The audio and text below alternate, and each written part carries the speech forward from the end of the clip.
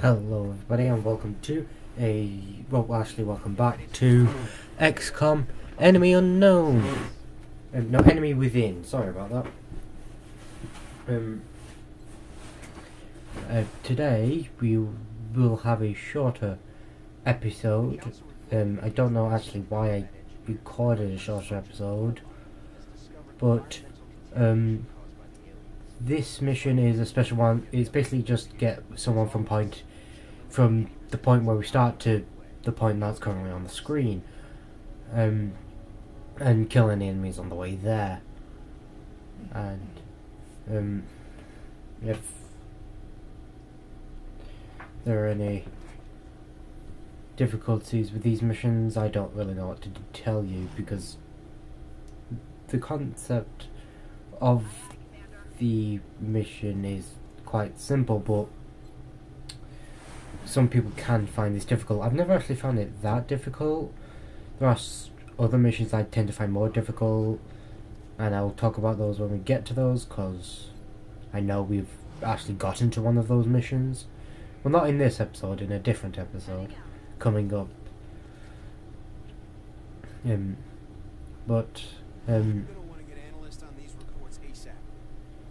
And the person that you have to transport does not have any weapons, so you can't use him to help you aid in the fight.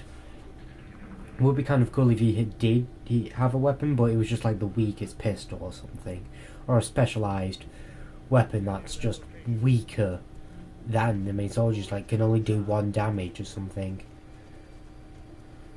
But you know, that still could be useful. And this episode was actually meant to go up the day after the first one, actually, but due to me actually seeing a movie, I couldn't do that in time, and also I had a bunch of failures of this. But the movie I saw was, I think everybody knows, Deadpool. Really fun, really good. Do recommend to anyone. Just for the opening intro itself, that was just amusing. But of course, people who don't like gore or just its kind of humour won't be it for you.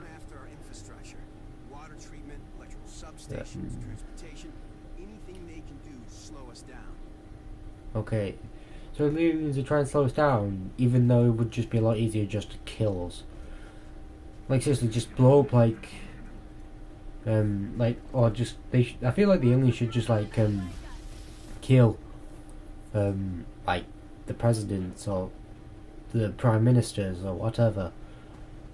And as you can see here, that I can actually personally select different units to actually affect. What was it? Yeah, I can select my own unit and then cause them to do it, so it's not like the unit that you're on you have to use. You can actually just keep just select the unit that you actually want to move at the time. I was actually kind of hoping to get rid of that alien there, but sadly I missed. And also, sadly, I moved that unit into an area where I thought she wasn't going to get affected by the poisonous gas, but sadly she was. So that was just a kind of a pain. And of course I used run and gun here just so I could keep up to level with the guy I kind of need to save. Also, I switched to the shotgun here because I thought I could probably take him out next turn. If he moved, and he did. But I feel like it would have been better if I kept my pistol. It probably would have done a bit of damage. Sure, it won't be enough to kill us, but and also that alien, you kind of like shooting at the same person, doesn't it? But I moved Duran, or Marshall Duran, or Markel Duran, or whatever, and shot it in the face with his shotgun. In my own personal experience of this game, I actually find the assault classes to be the most annoying to play with, because they always start off, but when they get their rank, they go with a shotgun, and shotguns are extremely close range, and I'm not a huge fan of the shotguns normally. I'm more a fan of sniper rifles. That's why sniper's actually my personal favourite class. But they also, and if I usually, and plus most of the time, due to the assault class getting up close and personal, they tend to get shot more often. So that was kind of the most annoyance, because it's either I send them out on a suicide mission or I don't bother bring them. But sometimes they can be useful, like when you're like capturing an alien. Like they can be extremely useful. So it's actually kind of hoping later in a few episodes, I was kind of like just checking if I actually had assault units, just so I can try and capture an alien. But due to me being very careless, and these guys can usually get killed quite easily, they tend to die before I got to that position. I think I was even resorted to using a different type of unit, because I didn't want to send out on a rookie onto the mission that it was, or something. Like, or maybe I just did do a rookie. Also, I told him to put his head down, increases the person's defense. And also I think, I'm not completely sure on this, but it may or may not also increase their, what was it? I can't remember. It may reduce the enemy's percentage of hitting. That's it. Also, I don't know why it takes me a while to realise I have a new character to move. I'm back to my turn. Also, that was a really good shot. A critical as well. That's quite impressive. I very rarely see criticals with my assault units. I most tend to see them with the snipers, or a few other units that we'll be getting ahead of in a few episodes later. But yeah, these missions tend to have a lot of like the two most basic enemies, sectoids and thin men. And the reason why I actually chose to play XCOM Enemy Within, probably a few of you are a tad bit curious, and some of you probably already know, is that XCOM 2 recently, I guess recently came out. And I don't have that game, but I just wanted to play this just so I could remember. Just so I can, if I do actually get the game, if I can tell if there's any changes. Also, I move this guy because he could have got hit by the enemy, and I'd rather not let that happen. Even though I knew there were some reaction shots that people could take. Also, that was kind of a way glitch. He died before. Well, he died after he got shot.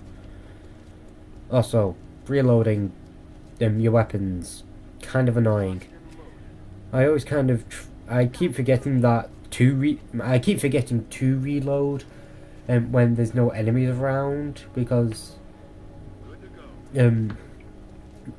especially in these kinds of missions, because it's quite annoying. When you like find an enemy, you're like, oh yes, I can get a kill, guaranteed get a kill off this turn, but you don't have any ammo. Let's just say it gets quite frustrating. But if you're able to do it. But if you remember to reload, that problem isn't that common. And also, I think when it comes to like the characters' names, like if they have a star next to their name, it means they're going to get a promotion if they survive this mission. So I just kind of noticed that now as I rewatched the video, so I can put my audio over it. It's quite impressive. Just that tiny little detail, and I never noticed it until now. Wow, that makes me feel really stupid.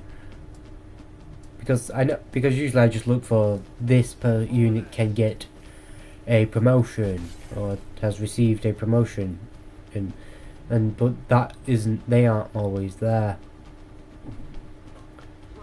Also, as you can see here, my unit could have barged through both doors, but I only made her go through one because I didn't know if there was any enemies there. And as you can see here, I think I was actually kind of contemplating whether or not to do a run and gun with my unit, and then I kind of realized it was a what was it? It was an assault class, so I decided not to. Also, the move I just did with having my heavy move out to there, it was extremely risky because I kind of accidentally forgot that he was in Overwatch, that the Thin Man was in Overwatch, and it could have killed me, like full on completely killed me, completely have killed me, and that would have kind of caused a huge problem. Also, I don't know why I made them run here, because I just needed to get this guy to the location and then I've won. And so that was that mission. Actually, I think I know why I stopped that mission.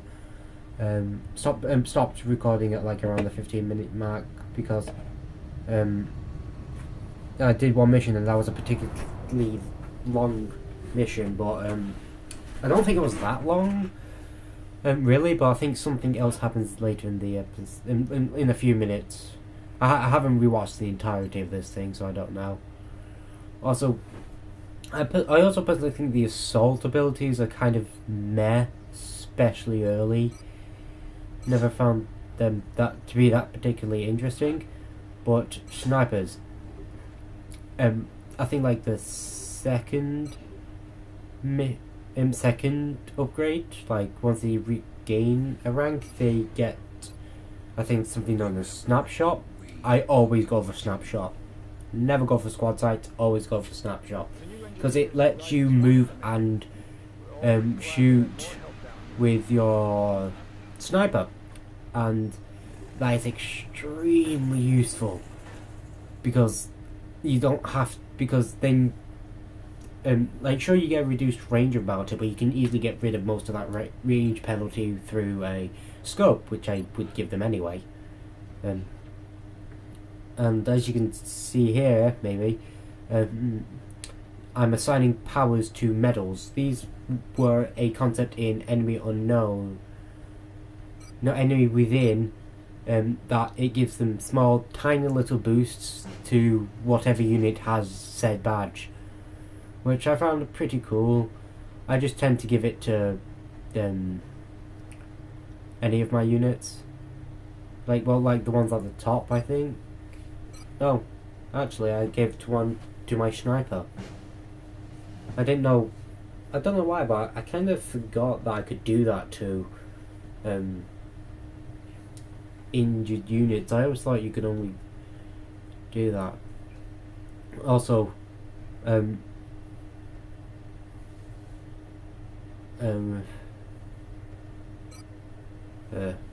Defender's Medal, I kind of tend to use. When I first started playing this game, I kind of stuck with one type like what power the medal used, and I've never really tried others, so I don't know how effective each of them are. I just look at them and